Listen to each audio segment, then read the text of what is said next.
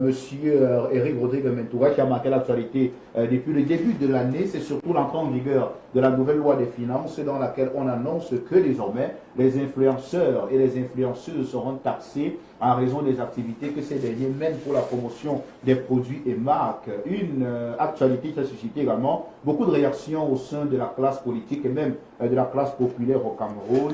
Vous suivrez de très près ces différentes actualités, on le sait. Qu'est-ce que vous en pensez? On taxe désormais les influenceurs au Cameroun. Mais je pense que c'est une très bonne décision en ce sens qu'aujourd'hui, ça va permettre un peu d'encadrer ce secteur dans lequel voilà, tous les chômeurs se retrouvent aujourd'hui parce que le métier d'influenceur, parce qu'il faut le dire déjà, c'est un véritable métier, mais c'est devenu un fourre-tout aujourd'hui dans notre pays où quand on n'a pas trouvé emploi, on se rabat sur les réseaux sociaux, moyennant peut-être quelques campagnes publicitaires.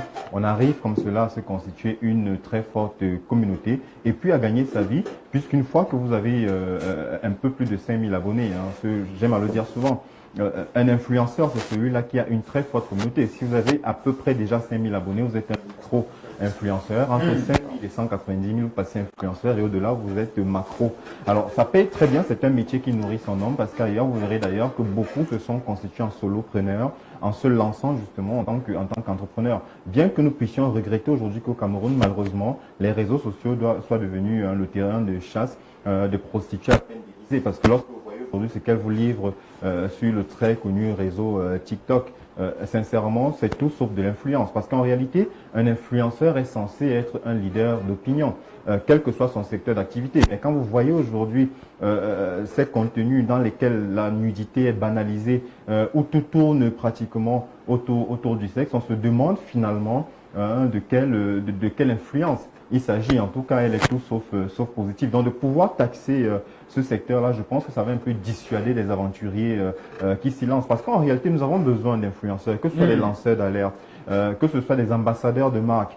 Pour nous qui sommes, par exemple, moi qui suis à la tête d'une agence de marketing digital, oui, nous recommandons à nombre de nos clients de passer souvent par ces influenceurs-là pour pouvoir gagner en autorité, gagner en visibilité. Et il va de soi, lorsqu'on arrive comme cela à générer du chiffre d'affaires, il est normal derrière que le concerné puisse reverser des taxes, un peu comme nous autres entrepreneurs le faisons. Donc, si eux aussi se posent aujourd'hui un entrepreneur, il serait tout à fait normal. Et je pense même qu'au-delà des simples impôts qu'il serait amené à reverser, il faudrait même aujourd'hui que les conditionnalités pour se poser un influenceur soient renforcées.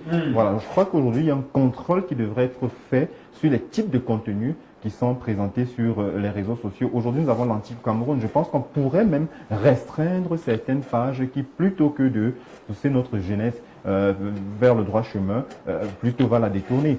Voilà, c'est quand vous voyez aujourd'hui, nous parlons de toxicomanie. D'ailleurs, le sujet est inscrit à l'ordre du jour.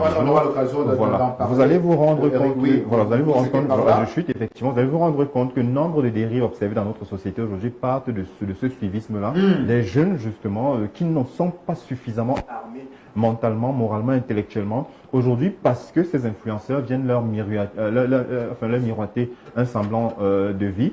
Ils essayent de faire comme eux. Vous avez vu des cas, des scandales où des gens parfois vont louer des appartements meublés, vont louer des véhicules, mais donnent à croire, voilà, qu'ils vivent plongés dans l'opulence, qu'ils sont dans l'abondance financière. Pourtant, il n'en est rien. Donc, à un moment donné, que ces vendeurs d'illusions-là, aujourd'hui, soient contraints de payer les impôts, je peux vous assurer, vous allez vous rendre compte que la toile, quelque part, sera débarrassée d'un certain nombre de pourritures. Pardon pour la vulgarité, mais c'est de cela qu'il s'agit.